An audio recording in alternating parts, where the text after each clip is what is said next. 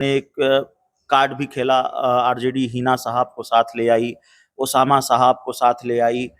जाहिर है मुस्लिम वोटरों के छिटकने का डर रहा होगा। तो लालू यादव ने डैमेज कंट्रोल की कोशिश की। वो डैमेज कंट्रोल हुआ नहीं हुआ? देखिए, इम्पैक्ट तो है जी। इम्पैक्ट तो है। वो वोट पर शहाबुद्दीन साहब का प्रभाव रहा है अपने मुस्लिम मतदाताओं पर, और जिस तरीके से आरजेडी में उनकी उपेक्षा थी उसको रीस्टोर करने का कोशिश आरजेडी ने किया है। सफल हुए हैं लालू यादव? अपूर्ण सफल तो नहीं हुए हैं। लोगों के अंदर में कसक है जी।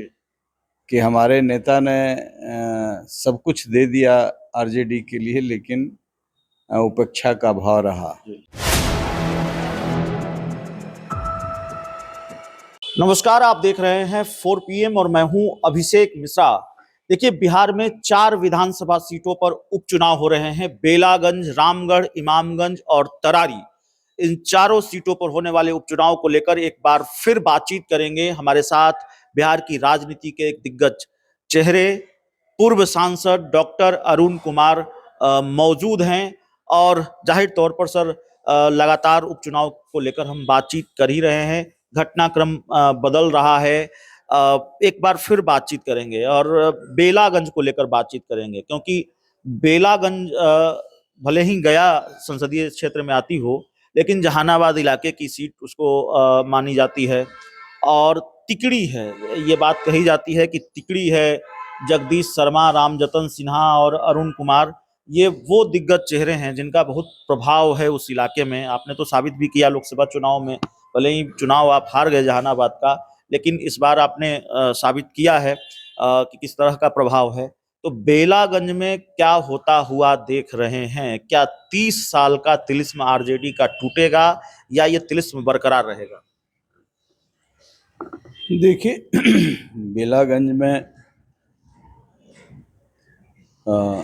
तिलिस्म तो है जी। और तिलिस्म हमें टूटता हुआ दिख रहा जी। इसलिए कि लेकिन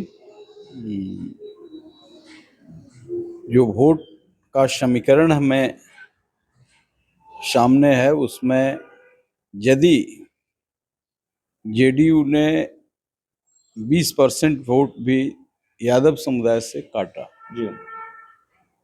तो जेडीयू यानी मनोरमा देवी चुनाव जीत जाएंगी। 20 वोट वो है।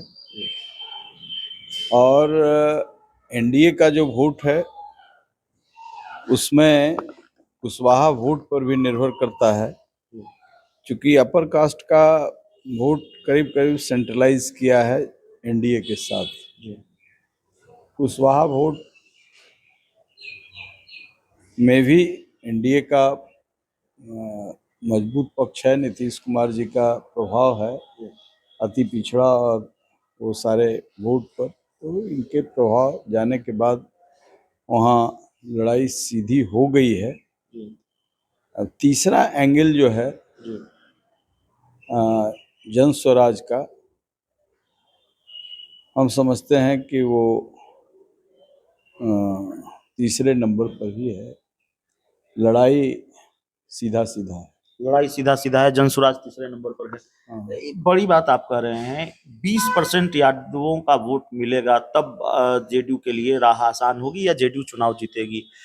आरजेडी का जो आधार वोट बैंक है, मुस्लिम यादव वोट बैंक, वो छिटकेगा ऐसा लगता है आपको वाकई? और छिटकेगा तो क्यों छिटकेगा? देखिए, अभी तक की जो स्थिति है, उस स्थिति में 20% वोट कट रहा है। अब वो प्लस भी हो सकता है, माइनस भी हो सकता है।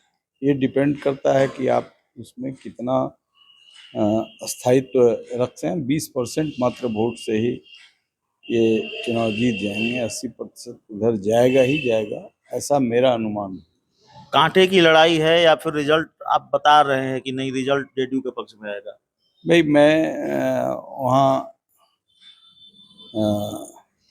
अपने कैलकुलेशन के हिसाब से मैंने सिर्फ कैलकुलेशन नहीं है, ये तो हम सब जानते हैं, दर्शक भी जानते हैं कि पूरी नजर बना कर रखी हुई है आपने खासकर बेलागंज सीट को लेकर लगातार आप लगे हुए हैं, लोगों से बात कर रहे हैं।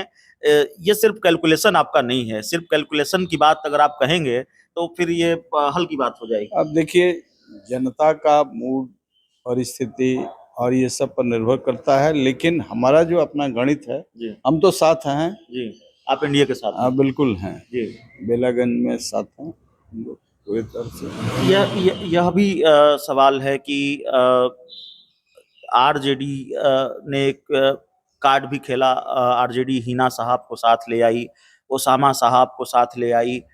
जाहिर है मुस्लिम वोटरों के छिटकने का डर रहा होगा। तो लालू यादव ने डैमेज कंट्रोल की कोशिश की, वो डैमेज कंट्रोल हुआ नहीं हुआ? देखिए, इम्पैक्ट तो है, जी इम्पैक्ट तो है। वो वोट पर शहाबुद्दीन साहब का प्रभाव रहा है अपने जी मुस्लिम मतदाताओं पर। और जिस तरीके से आरजेडी में उनकी उपेक्षा थी, जी, उसको रीस्टोर करने का कोशिश आरजेडी ने किया है। सफल हुए हैं लालू यादव?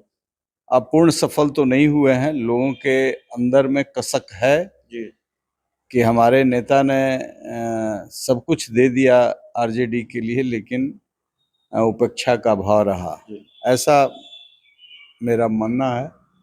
तो चूंकि वो डैमेज कंट्रोल करने की कोशिश किए हैं, लेकिन जब गांठ पड़ता है तो गांठ पूर्ण रूप से मजबूत नहीं हो पाता है, धीरे धीरे होगा।